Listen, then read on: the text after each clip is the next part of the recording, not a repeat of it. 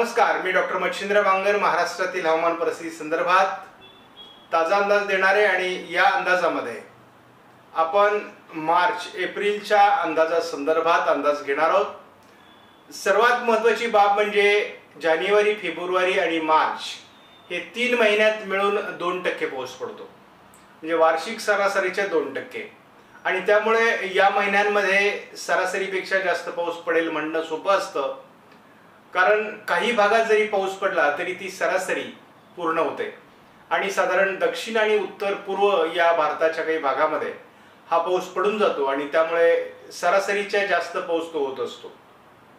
जानेवारी फेब्रुवारीमध्ये महाराष्ट्रामध्ये मात्र एक थेंबही पाऊस पडलेला नाही आणि आज आपण 16 तारखेला आहोत, म्हणजे 15 मार्च पर्यंत देखील फारसं पावसाळी वातावरण नव्हतं। मात्र काल शाहूवाडी आणि कोल्हापूर या ठिकाणी जोरदार पाऊस झालेला आहे, त्यामुळे एक पावसाची एंट्री हजेरी आपण ज्याला म्हणतो ती महाराष्ट्रात सुरू झालेली आहे आणि 15 तारखेपासून पुढे आपल्याला जोरदार पाऊस होईल अशा प्रकारचा अंदाज आपण दिलेला होता।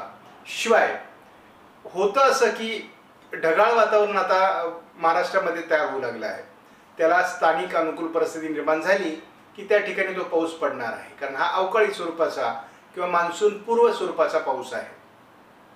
कारण आम्ही 1 मार्च पासून तर जवळपास 31 मे पर्यंत पडणाऱ्या पावसाला मान्सून पूर्व पाऊस म्हणतो आणि मग जूनमध्ये देखील मान्सून प्रत्यक्ष सक्रिय होईपर्यंत पडणारा पाऊस हा मान्सून पूर्वसरी असतात। आता या कालावधीमध्ये साधारणपणे म्हणजे मी असं म्हणालो की पहिल्या 3 महिन्यामध्ये केवळ 2% सरासरीचा पाऊस पडतो आणि तो 2% पाऊस म्हणजे तसा विशेष नसतो। कधी कधी या कालावधीमध्ये भरपूर पाऊस पडतो, परंतु या वर्षी मात्र आपण असं म्हणू की विंटर सीझन ज्याला आपण जानेवारी फेब्रुवारी म्हणतो, या हिवाळी पाऊस काय आपल्याला झालेला नाही आहे।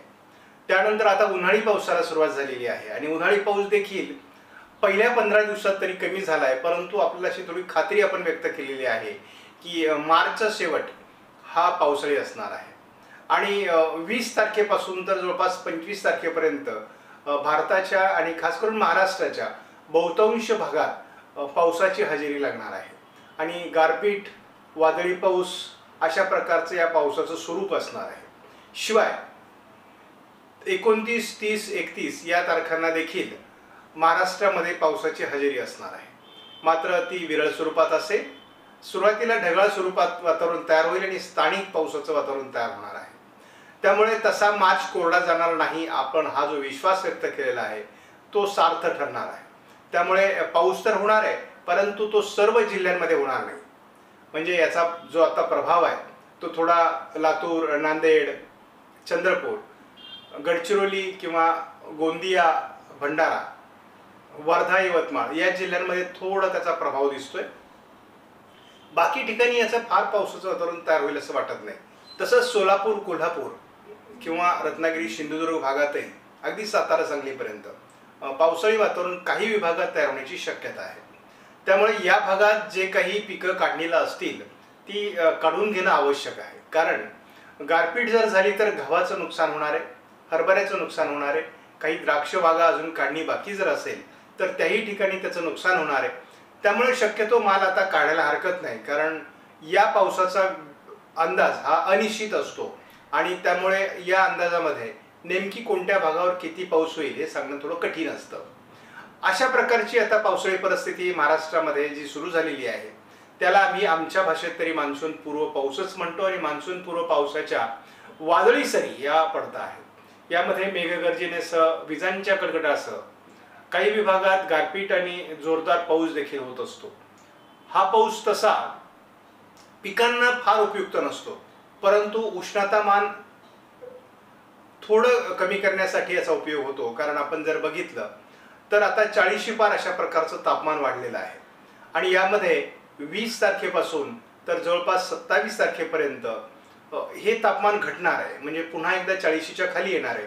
तर याचं कारणच असं की जे पावसाळी वातावरण, ढगाळ वातावरण तयार होत आहे त्यामुळे हे उष्णतामान पुन्हा नियंत्रित होणार आहे। तर साधारणपणे उष्णतामान नियंत्रित करण्याकरता या पावसाचा आपल्याला खूप उपयोग होतो। त्यामुळे पिकांसाठी जरी उपयोग झाला नाही तरी देखील हा पाऊस उष्णतामान नियंत्रणासाठी उपयोगी आहे, ही बाब लक्षात ठेवणं आवश्यक आहे. आता खूप पाऊस झाला नाही, सर्वत्र झाला नाही, तर मग तुमचा अंदाज चुकला असं यदा कदाचित भावना निर्माण होऊ शकते. परंतु हा पाऊस सर्वदूर सारखा होत नाही. हा ज्या ठिकाणी अनुकूल वातावरण तयार होईल त्याच स्थानिक भागात हा पाऊस पडत असतो. त्यामुळे भाग बदलत हा वादळी पाऊस होणार आहे आणि पुढे पुढे आता एप्रिल मे मध्ये याचं प्रमाण वाढत जाणार आहे. एप्रिलमध्ये सुद्धा चांगल्या प्रकारचा वादळी पाऊस आणि मान्सूनपूर्व पाऊस होणार आहे. त्यामुळे तसं एकूण जर उन्हाळी पावसाचं यावर्षीचं प्रमाण बघितलं तरी ते सरासरी एवढंच आहे किंवा सरासरीपेक्षा थोडं कमी म्हटलं तरी चालेल. म्हणजे यावर्षी हिवाळी पाऊस तर झालेलाच नाही, पण उन्हाळी पाऊसही सरासरीच्या तुलनेत कमी राहण्याची शक्यता दिसते. जरी हवामान खात्याकडून सरासरीपेक्षा जास्त पावसाचा अंदाज मार्चमध्ये दिला असला तरी सरासरी पाऊसच 1% असल्यामुळे त्यापेक्षा थोडं वातावरण पुढे गेलं की आपण सरासरीपेक्षा जास्त म्हणतो आणि साधारणपणे अशाच स्वरूपाचं हे पावसाचं प्रमाण असतं. त्यामुळे आपण असं बघूयात की आता जो काही 20 तारखेपासून 27 तारखेच्या दरम्यान पाऊस होणार आहे यामध्ये तो किती प्रमाणात पडतो यावर सरासरी ओलांडली जाते का 1%ची हे आपण बघणार आहोत. आणि ती ओलांडली जाऊ शकते, त्याला काही हरकत नाही. आणि त्यामुळे काही ठिकाणी हा पाऊस चांगल्या प्रकारे होईल असा देखील अंदाज आहे. तर बघूयात, आपल्याला मार्चमध्ये उत्तरार्धामध्ये पावसाला सुरुवात होते. तीच सुरुवात एप्रिलमध्ये टिकून राहील आणि एप्रिल महिन्याच्या दरम्यान देखील अवकाळी स्वरूपाचे किंवा मान्सूनपूर्व स्वरूपाच्या सरी होत राहणार आहेत. मात्र या काळातला पाऊस धोकादायक असतो, कारण विजा पडण्याची शक्यता जास्त असते. वादळी पावसांमुळे जनावरांचं म्हणजे पशुधनाचं नुकसान होण्याची शक्यता असते, मानवी जीविताची हानी होण्याची शक्यता असते, झाडं पडण्याची शक्यता असते, फळबागांचं नुकसान होण्याची शक्यता असते. त्यामुळे हा हानिकारक आणि धोकादायक अशा प्रकारचाच पाऊस असतो. त्यामुळे या काळात निर्माण होणाऱ्या वादळी पावसाचा आपल्यावर फटका बसतो. त्यामुळे त्या दृष्टीने सर्वांनी काळजी घेणं हे काळाची गरज आहे. मे महिन्यामध्ये वादळं निर्माण होणार आहेत. त्यामुळे आपल्याला मार्च एप्रिलपेक्षाही मे महिना जास्त तापदायक ठरण्याची शक्यता आहे. शिवाय मान्सूनच्या सुरुवातीलाच म्हणजे जूनच्या पहिल्या दुसऱ्या आठवड्यात देखील वादळांची शक्यता असल्यामुळे तोही कालावधी आपल्यासाठी महत्त्वाचा आहे. त्यामुळे इथून पुढे पावसाला सुरुवात झालेली आहे. आता हिवाळा संपलाय, उन्हाळा सुरू झालाय आणि उन्हाळी पावसालाही सुरुवात झालेली आहे. त्यामुळे ज्या ज्या विभागात पावसाचं वातावरण तयार होईल त्या त्या ठिकाणी झाडाखाली थांबू नका, जनावरं झाडाखाली बांधू नका. आपल्या जनावरांची काळजी घ्या, आपल्या लहान बालकांची वयोवृद्धांची काळजी घ्या. वादळी पावसापासून आपलं संरक्षण करा. धन्यवाद. जय हिंद, जय महाराष्ट्र, जय बळीराजा.